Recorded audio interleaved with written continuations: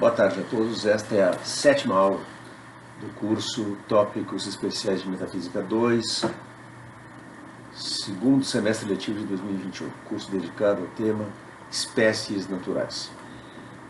Mais especificamente, a avaliação da fundamentação e dos limites de uma forma radical de nominalismo acerca de espécies, aquela que foi desenvolvida no século XX pelo filósofo norte-americano Nelson Goodman.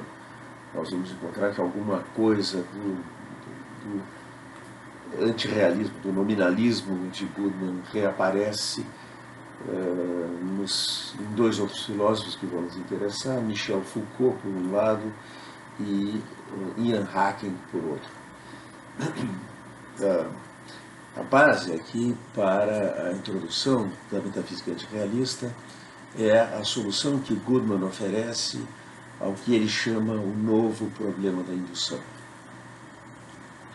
Um paradoxo da confirmação, como havia sido o paradoxo precedente de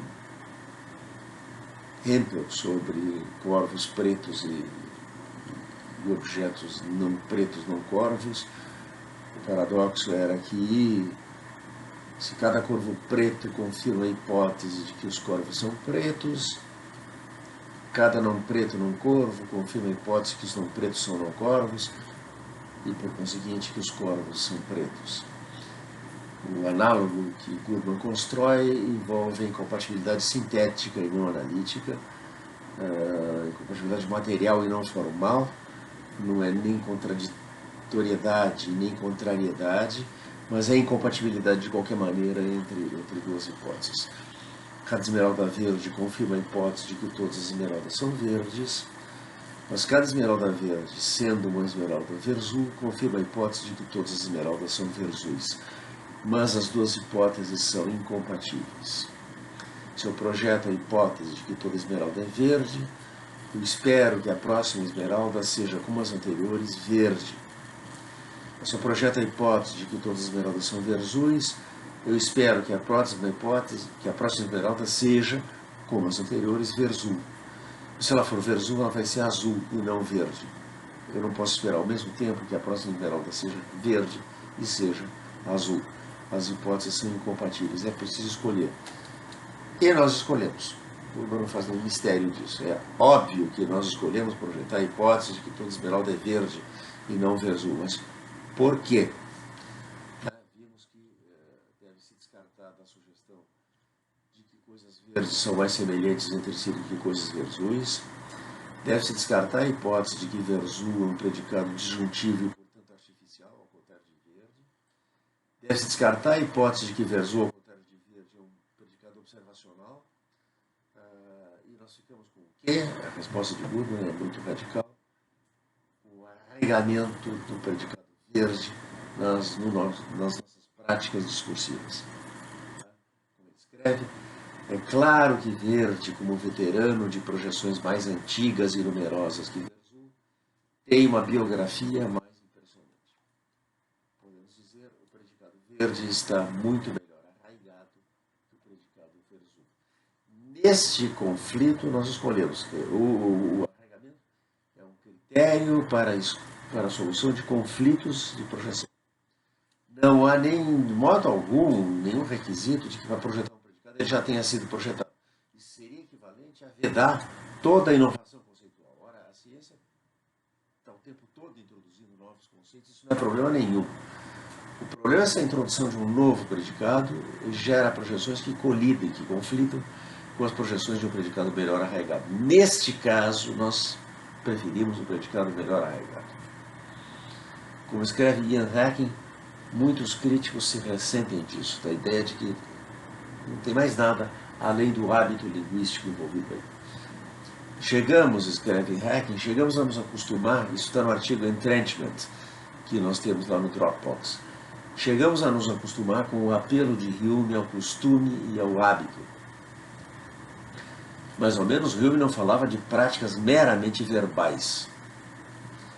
Esse antagonismo à aparente trivialidade da abordagem de Goodman É talvez a razão psicológica subjacente por que tantos autores escrevem como se estivessem ressentidos. O arraigamento diminui a razão e insulta a filosofia. Tal é a natureza radical da proposta de Goodman. Agora bem, a projetabilidade é introduzida, mas é introduzida como um critério para a solução de conflitos projetivos e exclusivamente para isso. Goodman escreve: nosso objetivo último é definir a projeção válida ou projetabilidade com a máxima generalidade. Mas isso também pode ser considerado um problema específico de projetabilidade, como o problema de projetar o predicado específico projetado, ou em outras palavras, de definir o predicado disposicional específico projetável. Isso, na verdade, vai ser a mesma coisa que projetar o predicado projetado no predicado projetável. Tá? E Goodman prossegue.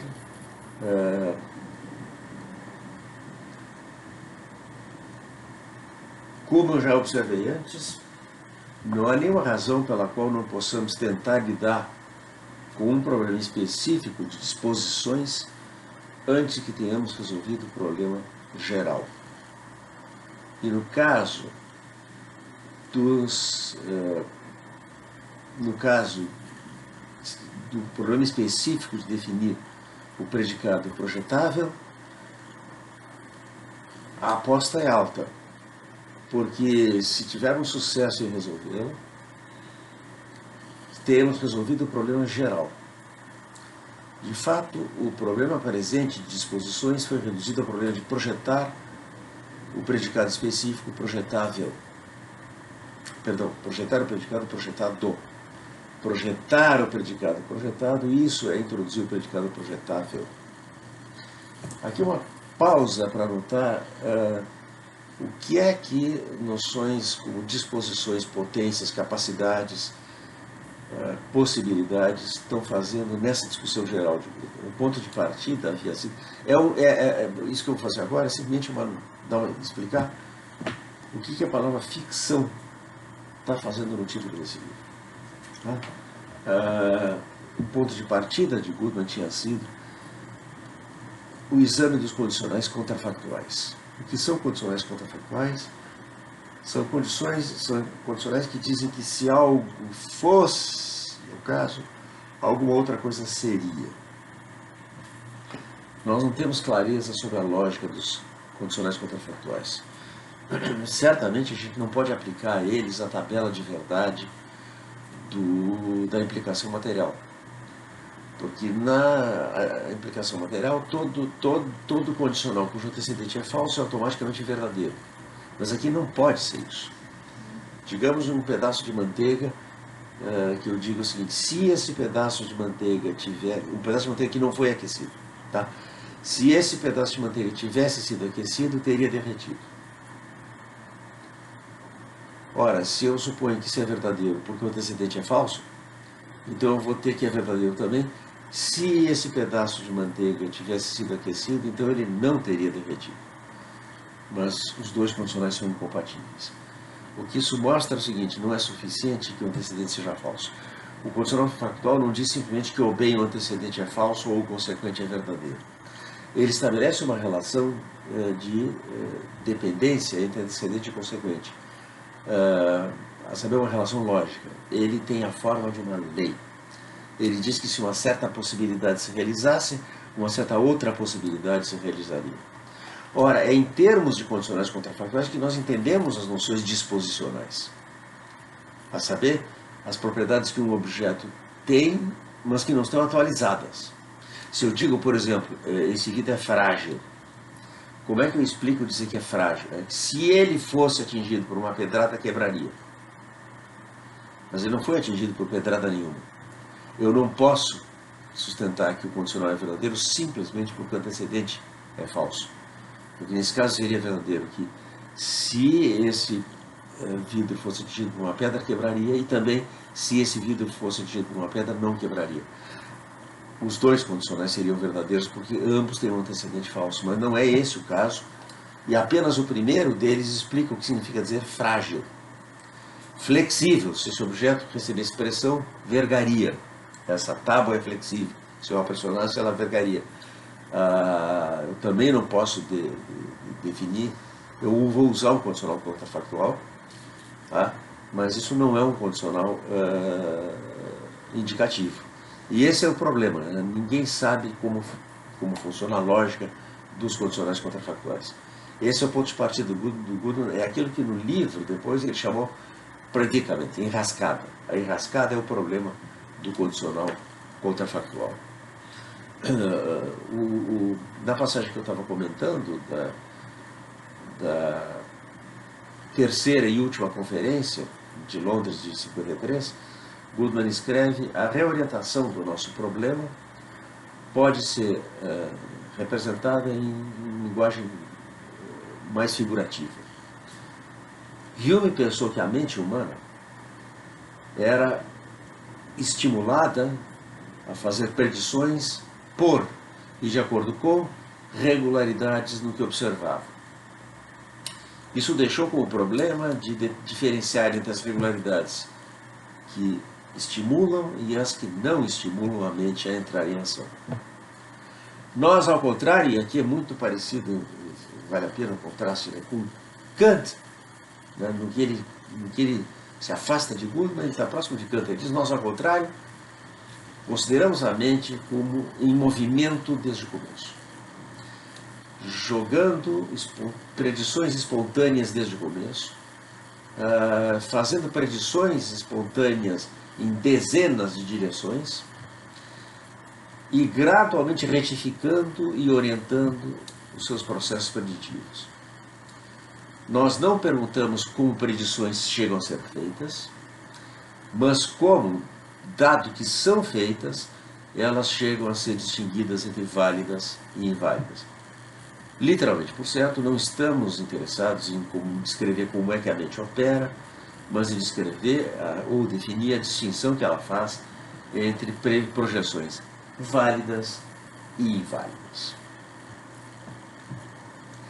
Aqui qual é o princípio geral que Goodman estabeleceu? O princípio para a eliminação de projeções improjetáveis é que uma projeção deve ser excluída se conflita com a projeção de um predicado muito melhor arraigado. Tá?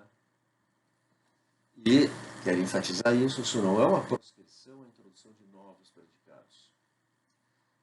Goodman chegou por dizer: minha proposta não é banir predicados improjetáveis. Em primeiro lugar, arraigamento e familiaridade não são o mesmo. Tá?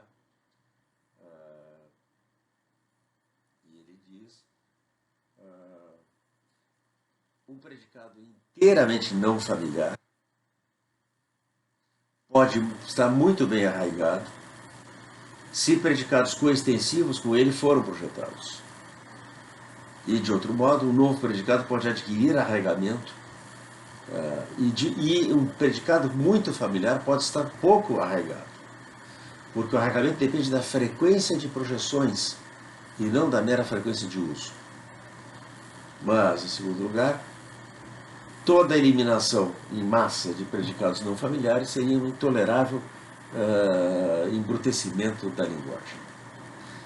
Predicados novos e úteis, como conduz eletricidade ou é radioativo, estão sempre sendo introduzidos e não devem ser excluídos simplesmente pela sua novidade. Até aqui, a nossa regra legisla apenas contra predições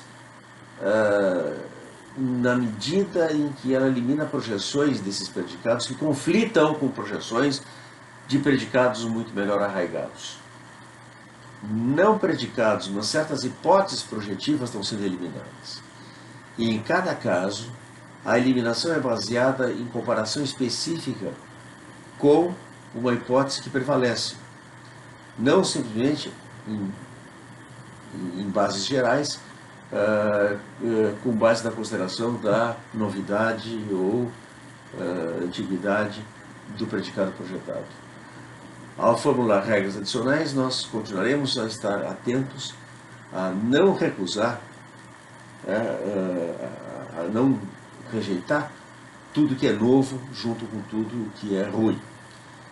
O capital arraigado, diz Goodman, deve proteger-se, ao proteger-se, deve ainda conceder amplo espaço para a livre iniciativa. Então, a definição de projetabilidade projetiva é simplesmente a seguinte: uma hipótese é projetável quando e somente quando é suportada, tem casos positivos. Não violada, não tem nenhum caso negativo, e não exaurida, não esgotada, isso é, ainda tem para onde projetar. Há casos não observados.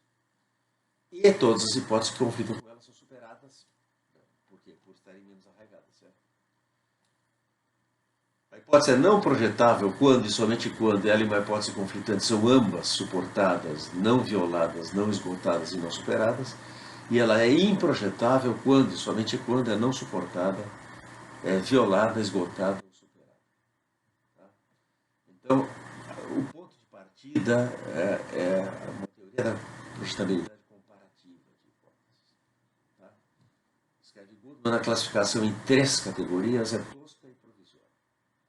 Hipóteses atribuídas à mesma categoria podem diferir em grande medida quanto ao grau de projetabilidade. E o grau de projetabilidade de uma dada hipótese pode ser afetado por evidência indireta. Eu confiro uma hipótese que é implicada por essa hipótese que você está examinando. A confirmação de uma hipótese que ele implica, indiretamente, confirma também. Cada vez, escreve Goodman no exemplo que introduz, cada vez que constatamos que todas as bolas de gude de certa bolsa são da mesma cor, estabelecemos um caso positivo da hipótese que toda a bolsa na prateleira P é de cor uniforme. Ao confirmar assim essa hipótese, aumentamos a credibilidade dos seus casos indeterminados. Entre eles o enunciado, a bolsa B é de cor uniforme. E ao aumentar assim a credibilidade desta segunda, aumentamos a credibilidade da hipótese de que todas as bolsas de gude, as bolas de gude na bolsa B são vermelhas. Credibilidade que ela deriva dos seus próprios casos positivos. Em suma, a evidência para toda a bolsa na prateleira P de cor uniforme, ao aumentar a credibilidade de a bolsa B de cor uniforme, aumenta a projetabilidade da hipótese, todas as bolas de gude na bolsa B são vermelhas. Por fim, e aqui de novo, vem a baila, a dependência, e se encontra uma explicação da noção de possibilidade, de uma noção de lei. A lei é aquilo que explica a relação entre antecedente ou consequente de um condicional contrafactual. O condicional contrafactual quer estabelecer uma relação que tem a forma de lei. Por isso, dos dois condicionais, que seriam ambos confirmados se a tabela de verdade, se houvesse que lugar uma tabela de verdade do condicional subjuntivo contrafactual, que não há, mas se nós o tratássemos como um condicional material, você teria que, se esse pedaço de manteiga fosse aquecido, derreteria, sairia confirmado, e se esse pedaço de manteiga fosse aquecido, não derreteria, sairia igualmente confirmado. Não é isso que nós queremos. Nós queremos uma relação entre o aquecimento e o derretimento. Queremos uma lei.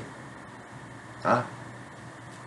E, observa Goodman, como Davidson notou, isso é um acréscimo da 3ª edição, datada de 1973, de Fact Fiction Forecast, como Davidson notou, algumas hipóteses são bastardas, são misbegotten, são mal concebidas com respeito tanto ao antecedente quanto ao consequente. Esse é o caso do Davidson, no artigo de 1966, tem só 2 páginas, na nossa biografia, Emer Roses by Other Names. O título Emer Roses é Esmerrosas, Esmeraldas e Rosas, Esmerosas, alude a uma passagem do Romeu e Julieta, de Shakespeare, em que Julieta diz o que nós chamamos uma rosa, por qualquer outro nome, teria o mesmo perfume. Resposta ao nominalismo medieval, o que conta é a rosa e não o nome da rosa. O nome da rosa é a expressão que deu o título ao romance famoso de Umberto Eco. Davidson introduz a hipótese: todas as esmerrosas são verdelhas. All emer roses are red. Onde algo é uma esmerrosa, se foi observado até o tempo T, é uma esmeralda, ou não foi observado até o tempo T, é uma rosa. E é verdelho se foi observado até o tempo T, verde e não foi observada no tempo que ia vermelho. Todas as esmeraldas verdes e as rosas vermelhas confirmam essa hipótese. Por que essa hipótese não poderia ser uma lei natural? Porque isso não é, usando o termo de Goodman, law-like, como uma lei. Legíssimil, se vocês quiserem um neologismo de raiz latina. Se nós tomarmos a raiz grega, seria algo como nomomórfico, tem a forma de uma lei. A resposta depende da resposta que a gente der à seguinte pergunta: que predicados são projetáveis? Tá?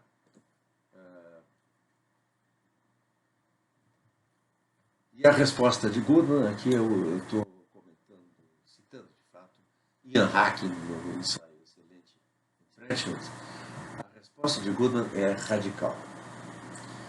Um predicado está arraigado se de fato está em uso entre nós. Se há algo como uma regra indutiva correta, deve começar dizendo para quaisquer dois predicados arraigados F, G, então blá, blá, blá. Isso não significa que as únicas projeções legíssimes, law-like, que forma de lei, que podemos estabelecer, devem empregar predicados arraigados. Nossa discussão do exemplo de Donald Davidson, todos os esmergobis são verdelhos, numa discussão do exemplo de Davidson, ficou claro que algumas generalizações usando predicados versulicímeis, gru-like, predicados que são como gru, como versul, podem ser derivadas indiretamente por dedução de outras induções. Se eu tenho que todas as esmeraldas são verdes, que todos os rubis são verdeiros, por implicação eu tenho, logo, consequência, todos os esmerrubis são verdeiros. Goodman vai muito longe com esmerrubis. Ele chega a falar de aiferrubis, onde algo é aiferrubi, se foi observado até o tempo T e a Torre Eiffel, ou não foi observado até o tempo T e é um rubi, e assim por diante. Mas aqui vem o pulo do gato. Aquilo que realmente nos importa daqui para frente. Goodman escreve na última conferência de Fact Fiction Forecast, em certo sentido, não é a palavra, mas a própria classe, a espécie, a classe de objetos, de entidades, que se torna arraigada. E falar do arraigamento de um predicado é falar elipticamente do arraigamento da extensão desse predicado. Por outro lado, a classe se torna arraigada apenas pela projeção de predicados que a discriminam. O arraigamento deriva do uso da linguagem. Isso é no uso da linguagem, nas práticas discursivas humanas, que espécies se constituem. Não há juntas na natureza. Nada do que Platão imaginou naquela passagem do Fedro que nós comentamos na primeira aula do semestre. Ao fazer uma classificação, eu não corto a natureza nas suas juntas porque não há juntas. O mundo nos vem, ele nos é dado sem forma nenhuma. Toda a forma é uma imposição das práticas discursivas humanas. Como em Kant, toda a forma é uma imposição do nosso entendimento e da nossa sensibilidade. Também para Kant, a matéria da nossa experiência é inteiramente informe, não tem forma nenhuma. As formas que lhe são impostas são as formas da intuição, espaço e tempo e os conceitos puros do entendimento. Goodman, ao invés de tratar do aparato cognitivo humano, das formas da intuição e dos conceitos do entendimento, trata das nossas práticas discursivas. Tá? Então, a classe se torna arraigada apenas pela projeção de predicados que a discriminam. O arraigamento deriva do uso da linguagem. Isso nos leva a um passo adiante e abandonar a noção de espécie natural. Em favor, sugere Goodman, da noção de espécie relevante. Algumas espécies são relevantes e outras não são.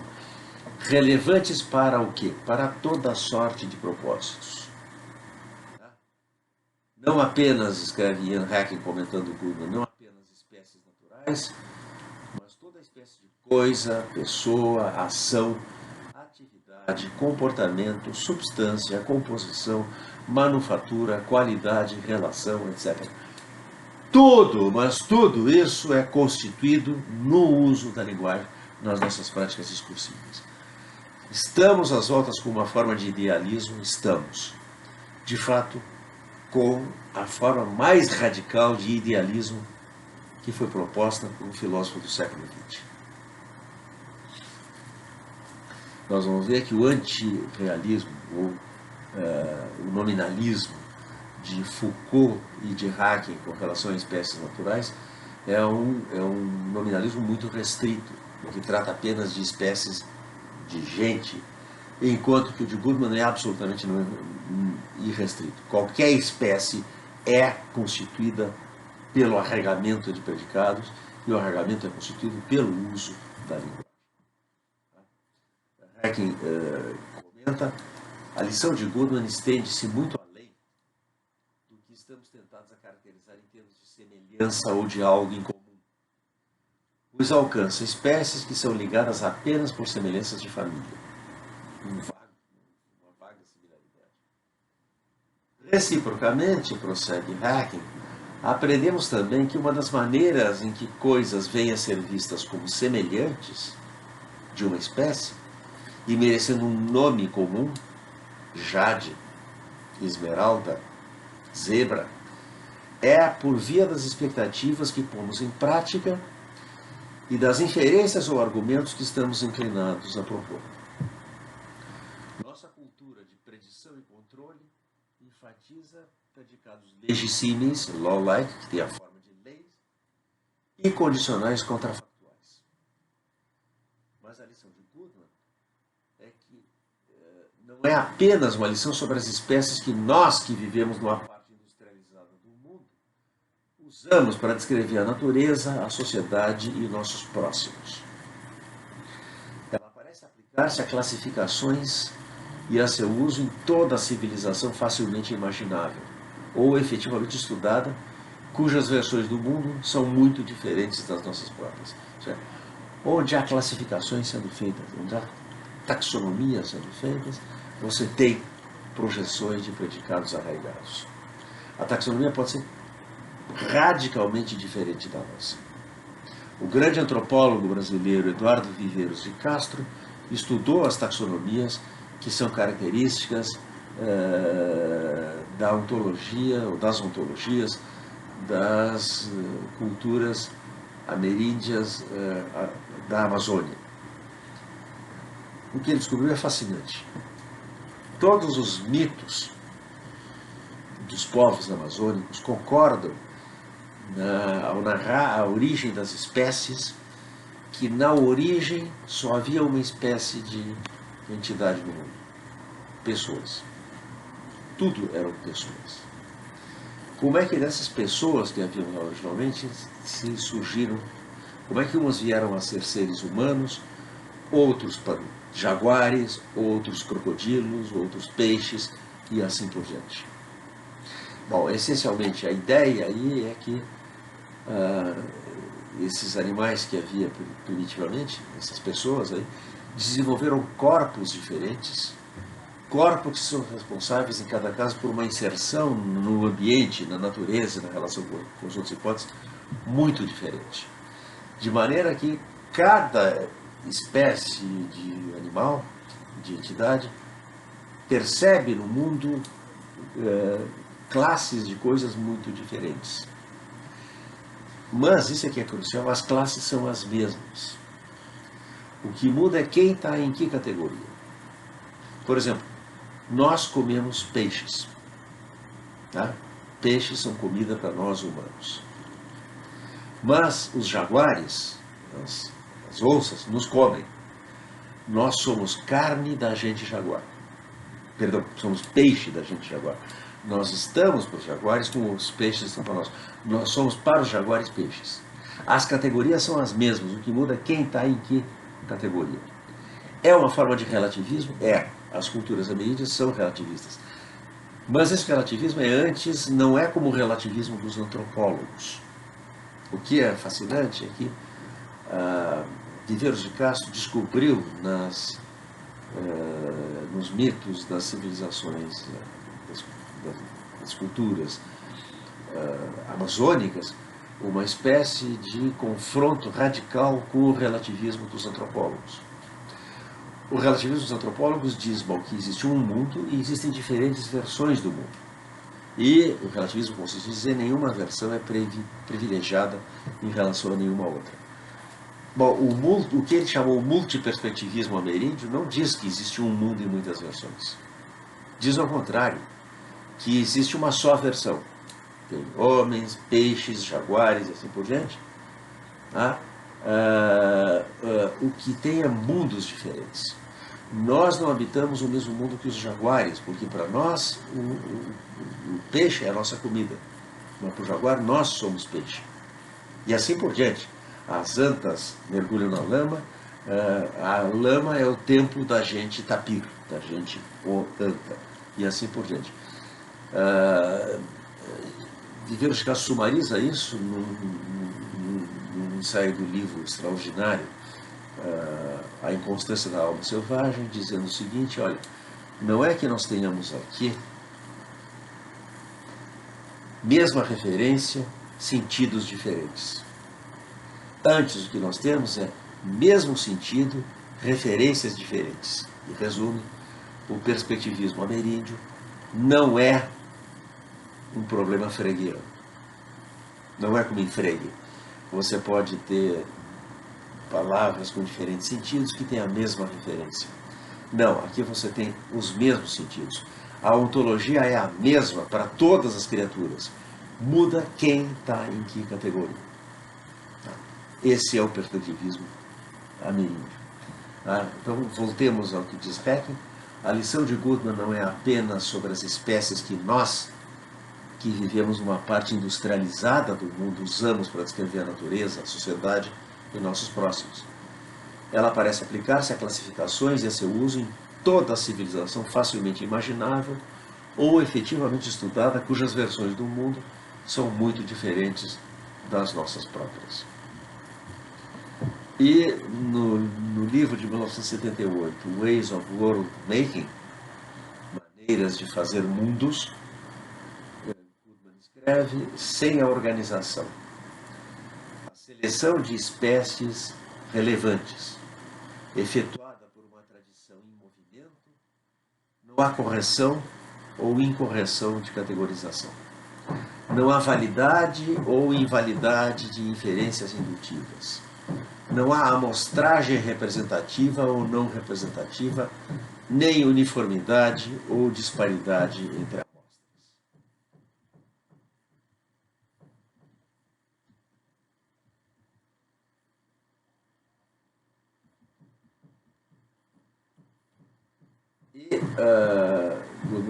E Hecking comenta isso dizendo assim, usar nomes para espécies é estar envolvido em formar expectativas e generalizar. E generalizar é reforçar qualquer seleção que se tenha desenvolvido. Em Languages of Art, de 1968, Goodman escreve: cientistas e metafísicos costumam postular uma diferença ontológica entre espécies naturais e outras classes. Filósofos sustentam frequentemente que os membros de uma classe privilegiada compartilham certo atributo ou essência real, ou têm certa semelhança absoluta entre si. Eu penso que a distinção depende antes do hábito linguístico. E em Ways of World Making, novamente, o livro, a grande monografia final dos últimos anos de atividade de Goodman, ele escreve: nossa projeção habitual de verde e azul não nega que verzul e azerdes designam classes, mas trata essas classes como triviais. Reverter essa tendência, projetar verzul e azerde ao invés de verde e azul, seria fazer e viver em um mundo diferente. Fazer um mundo diferente e viver em um mundo diferente. Fazer um mundo. Goodman é radical. Ao impor forma, a matéria informe da experiência, nós estamos constituindo o mundo. Nós estamos literalmente fazendo.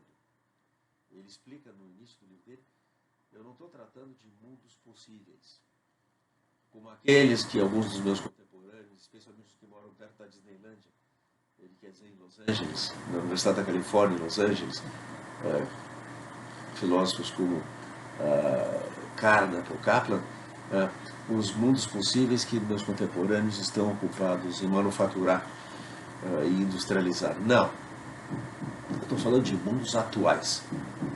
Tá? Nós vivemos em muitos mundos e a ciência, a arte, a filosofia e assim por diante são maneiras de construir mundos, maneiras de tomar o material informe da experiência, organizá-lo e constituir mundos.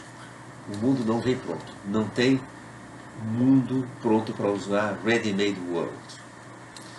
Hillary Clinton objetou a Goodman dizendo: peraí, eu entendo se você me disser que as constelações no céu são feitas por nós e não são dadas, não vêm prontas, eu entendo perfeitamente. Nós agrupamos as estrelas que observamos de acordo com critérios de proximidade e projetando as figuras imaginárias da ursa maior, da ursa menor, do cruzeiro e assim por diante.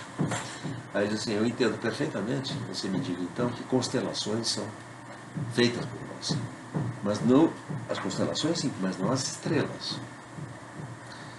Ao que Goodman respondeu com um ensaio on star making, sobre fazer estrelas, suscitando um debate que está hoje reunido num livro cujo título é justamente Star Making, fazer estrelas. Em Ways of Making, ele diz: às vezes a escolha entre versões que adotam diferentes categorizações, como a escolha entre descrições de movimento que adotam diferentes sistemas de referência, só porque eu quero apanhar um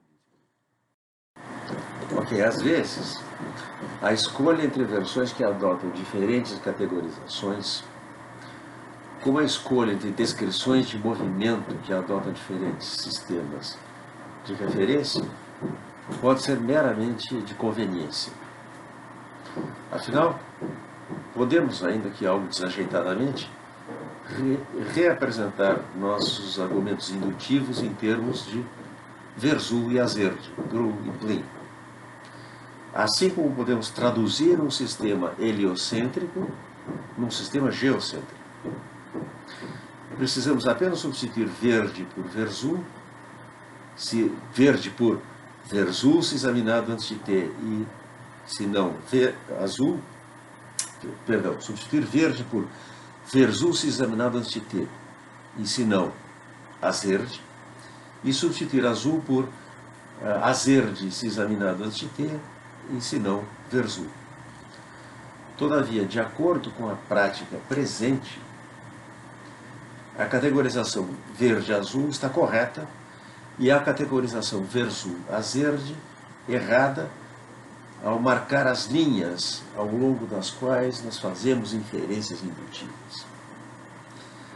A penalidade por usar as categorias erradas não é meramente uma inconveniência, assim como resultado de uma escolha imprópria de um sistema de referência, não era meramente uma inconveniência para os cativos, que eram massacrados. Atire e se mudarem de cor poderia ser tão fatal se o guarda estivesse projetando predicados de cor anormais. A indução de acordo com predicados não projetáveis não é apenas desajeitada, mas errada, qualquer que seja o desfecho da conclusão indutiva traçada. A correção da indução requer a correção dos predicados projetados, e essa, por sua vez, varia com a prática. De vez em quando, um crítico dos meus escritos se queixa que, sobre um certo tópico, eu afirmo sem argumentar que blá blá blá. Um exemplo particular que eu vagamente lembro de ter lido é algo assim: Goodman afirma sem argumentar que o núcleo da representação é denotação. Isso me levou a refletir sobre por que eu tinha feito uma tal declaração sem argumentar. E a razão é que o argumento, em qualquer sentido que envolva inferência de premissas, pode ser inteiramente inapropriado aqui. Em tal contexto, eu não estou tanto enunciando uma crença ou apresentando uma tese ou uma doutrina, quanto propondo uma categorização ou sistemas de organização, chamando a atenção para uma maneira de lançar as nossas redes, de maneira a capturar o que pode ser semelhança ou diferença relevante. O argumento em favor da categorização, o esquema sugerido, não poderia ser um argumento em favor da sua verdade, porque a categorização não tem valor de verdade, mas para a sua eficácia em fazer mundos e compreendê-los. Um argumento consistiria antes em chamar a nossa atenção para diferenças importantes ou paralelos importantes entre representações, por exemplo, pictográficas, imagens, né? E a denotação verbal, apontar obscuridades e confusões que são esclarecidas por essa associação, ou mostrar como essa organização opera com outras espécies na história de um símbolo. De um sistema categorial, o que precisa ser mostrado não é que é verdadeiro, mas o que pode fazer. Dito brutalmente, o que é preciso em tais casos é mais parecido com vender, como se diz vender o peixe, que com argumentar. Bom, nós vimos que a crítica mais importante e mais iluminadora que foi feita a Goodman é devida à filósofa da ciência britânica Mary Hesse, no artigo Ramifications of Group, de 1969. Vamos reprisar brevemente o que ela mostra. Ela mostra que a projeção de um predicado nunca é apenas a projeção apenas desse predicado, mas é a projeção de classes inteiras de predicados. A crítica dela é reminiscente para quem já estudou, por exemplo, quem cursou a minha disciplina História da Filosofia Contemporânea, lembrará que a crítica de Quine ao dogma do reducionismo tem a mesma natureza. Quando eu projeto predicados, eu projeto sistemas inteiros de predicados, teorias inteiras. A gente poderia objetar a Goodman que coisas versus não têm a mesma cor. A isso, o colaborador de Goodman, Joseph Smuller, no artigo More on Gru, entre aspas, mais sobre a palavra versus e sobre versus, que se coisas versus não têm a mesma cor, same color, tem a mesma same schmoller. Eu propus traduzir isso em português, homenageando Goodman, usando as iniciais dele e LNG, e dizer que se coisas versus não têm a mesma cor, tem a mesma ngor, onde para todo x e todo y, x e y tem a mesma ngor, x tem a mesma ngor que y, bem entendido, se somente se x e y são observados até o tempo t e tem a mesma cor, ou caso contrário, tem cores diferentes. Objeção, mas há uma correlação empírica que nós conhecemos entre cor e comprimento de onda da emissão luminosa, que a noção de ngor não preserva. Muito bem, vamos em frente. Em vez de comprimento de onda, falamos de comprimento de onda. As emissões luminosas de x e y têm o mesmo comprimento de onda, onde para toda emissão luminosa x, sem somente ser para toda emissão luminosa x e a emissão luminosa y, emissão x tem o mesmo comprimento de onda que a emissão y, sem somente ser emissão x e emissão y são observados até t e tem a mesma ngor, ou caso contrário, tem ngores diferentes. E assim por diante. Nós vamos ramificando progressivamente a projeção. Até que no limite é todo um sistema alternativo, toda uma outra ontologia que nós estamos projetando. Não há nenhuma garantia em princípio de que nós sejamos capazes de compreender essa projeção estendida a um sistema inteiro de classificação.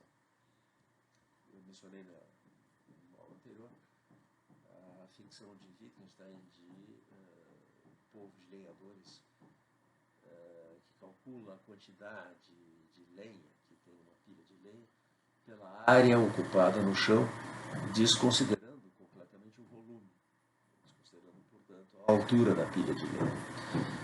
E isso está nas observações sobre os fundamentos da matemática, parte 1, secções 143 a 153.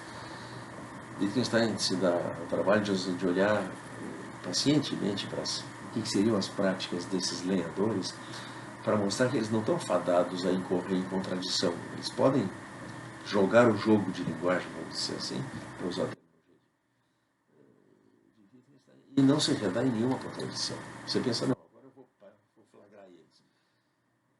Tem uma pilha de lenha e eles me dizem, bom, aí tem tanta lenha e custa tanto. Agora eu pego e espalho essa pilha de lenha de maneira que ela ocupe mais área no chão. E aí flagro eles, e agora? Não tem problema nenhum, eles vão dizer, bom, agora tem mais lenha e naturalmente vai custar mais. Barry Stroud, no artigo Wittgenstein and Logical Necessity, de 1965, mostrou como a aritmética dos lenhadores é de limitada inteligibilidade. A gente compreende o jogo de linguagem que Wittgenstein está nos descrevendo, mas não consegue compreender como ele se relaciona com outros jogos de linguagem numa, para usar o termo de Wittgenstein, forma de vida.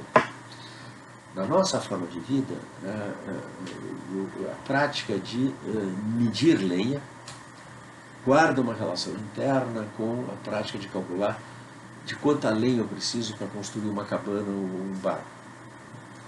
Nós não entendemos como isso acontece na aritmética dos lenhadores de Wittgenstein. Como eles calculam de quanta lenha eles precisam. Parece não guardar nenhuma relação com o método que eles têm para responder a pergunta quanta lenha tem. É uma crítica análoga, a meu ver, que Mary Hess faz à ficção de Goodman no artigo Ramifications of Krugman. Tá? Nos dois casos, no caso de Wittgenstein como no caso de Goodman, a crítica de Mary Hess a Goodman, a de Stroud a Wittgenstein, se baseia num princípio que é holístico, que o significado de uma palavra depende da proposição do conjunto de proposições em que ela participa da teoria inteira. Esse princípio holístico que tanto Wittgenstein como Goodman aceitam. Então, compreender desaceitar, portanto, a consequência de que compreender um conceito é compreender as relações desse conceito com outros conceitos numa linguagem ou num esquema conceitual abrangente. E essa crítica foi estendida de maneira metódica e extremamente rigorosa por Sidney Shoemaker, filósofo norte-americano contemporâneo, professor da Universidade de Cornell, no artigo On Projecting the Unprojectable, sobre projetar o improjetável, de 1975. Nós vamos ver como essa crítica que rejeita a ideia de uma espécie de versurificação em massa do nosso esquema conceitual tem aplicação mesmo para os casos limitados de nominalismo acerca de espécies que nós vamos encontrar nas filosofias de Michel Foucault e de Ian Haeckel. Nos casos desses dois filósofos, o nominalismo está restrito às espécies de seres humanos. Tanto Haeckel como Foucault introduzem considerações históricas baseadas no estudo basicamente do surgimento e desenvolvimento das ciências humanas, para mostrar que no caso das espécies de seres humanos você tem algo parecido com o arraigamento da espécie, a constituição, portanto, da espécie, ser uma função do arraigamento do predicado correspondente. De que, portanto, aqui, literalmente, falar do arraigamento da espécie é falar do arraigamento do predicado que discrimina essa espécie, das taxonomias. Nós vamos ver como isso está relacionado com o impacto que a mudança conceitual tem sobre esquemas conceituais. Como via o exame da reflexão de Thomas Kuhn sobre as espécies conceituais, e como Kuhn extrai da sua reflexão sobre mudança conceitual uma crítica ao nominalismo acerca de espécies naturais, que compreende, entre outras coisas, a rejeição, não uma crítica ao nominalismo, mas uma maneira de compreender em perspectiva histórica o nominalismo sobre espécies naturais, que envolve a rejeição do essencialismo, que está implícito na tese de que designadores de espécies são designadores rígidos, tal como defendida por Saul Kripke na terceira conferência de Naming and Necessity e por Hilary Putnam em The Meaning of Meaning. E o nosso estágio final vai ser a consideração das relações entre mudança conceitual e espécies naturais. Aqui é um livro muito importante que eu quero apresentar para vocês e comentar, de Joseph Laporte. Isso para as aulas que virão. Boa semana para todos.